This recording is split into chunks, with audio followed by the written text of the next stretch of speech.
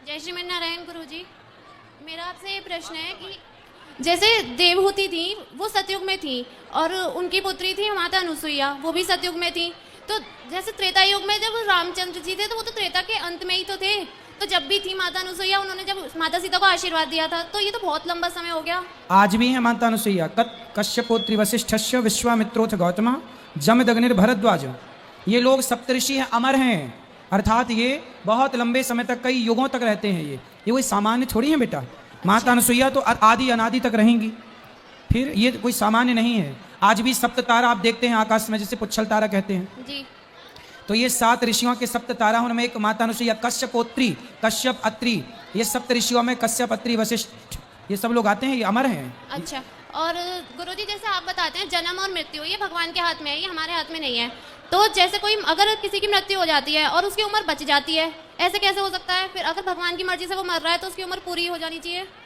देखो, भगवान की मर्जी से तो जब मरेगा जब वो अपनी मौत से मरेगा, लेकिन आप जबरदस्ती ट्रेन के आगे लेट जाओ, जबरदस्ती कोई फांसी का फंदा गले में डाल के झूल जाए, तो भगवान तो नहीं कह रहे कि तुम फांसी का फंदा डाल के झूल जाओ। तो ये जो आत्महत्या है ना, यह पाप है, अपने खुद पर किया गया पाप आत्महत्या कहलाता है। तो जैसे गुरुजी जैसे राजा दशरथ जी थे वो भी तो जल्दी मर गए थे, मतलब तो उनकी वो तो राम के वियोग में मरे थे ना बेटा, भगवान की याद में तड़प तड़प के मरे, फिर उन्होंने अपनी आयु राम जी को वापस कर दी। तो जो उनकी उम्र मतलब भगवान ने लिख के भेजी होगी वो तो पूरी भेजी होगी ना, मृत्यु कब होनी है। देखो, जो लिख के भेजा था वही हुआ दशरथ जी के साथ, वही लिखा था। तो ये लिखा होगा कि वो पहले मर जाएंगे समय से। बिल्कुल, इसलिए। लेकिन दशरथ जी ने आत्महत्या तो नहीं की ना। हाँ। आत्महत्या करना पाप है। और गुरुजी मेरा एक और प्रश्न है, जैसे आप बताते हैं जैसे सती माता सती हो गई, पार्वती जी हो गई या फिर सीता जी हो गई, सब एक ही तत्व हैं। तो जब माता सती रामचंद्र जी के सामने सीता जी का रूप धारण करके आई तो वो सीता जी तो हो गई, तो रामचंद्र जी ने उन्हें माँ कह के संबोधित करा।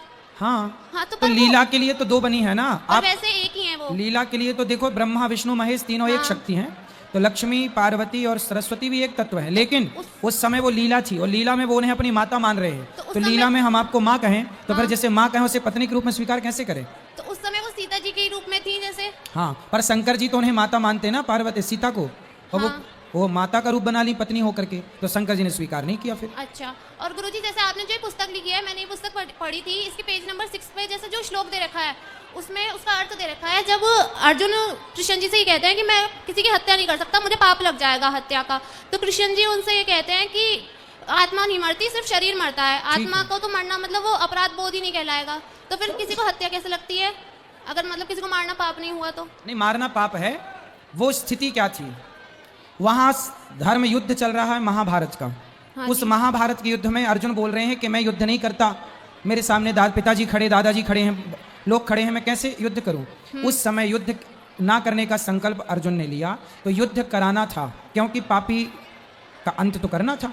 तो अर्जुन को समझा रहे हैं भगवान कि देख, मरता कौन है? शरीर। आत्मा कभी नहीं मरती। यदि तू ये सोच रहा है कि ये तेरे मारने से मरेंगे, तो तेरे मारने से कोई ना मरेगा, लोग तो मरेंगे अपनी मौत से, तू निमित्त बन जाएगा अर्जुन, आत्मा कभी नहीं मरती। तो फिर अर्जुन को तो शायद दूसरा जन्म मिला था दोबारा से पश्चाताप करने के लिए। ठीक है, तो वो उनको मतलब हत्या लगी थी इसलिए नहीं, कोई देखो, अर्जुन ने जो काम किया वो भगवान की इजाजत से किया।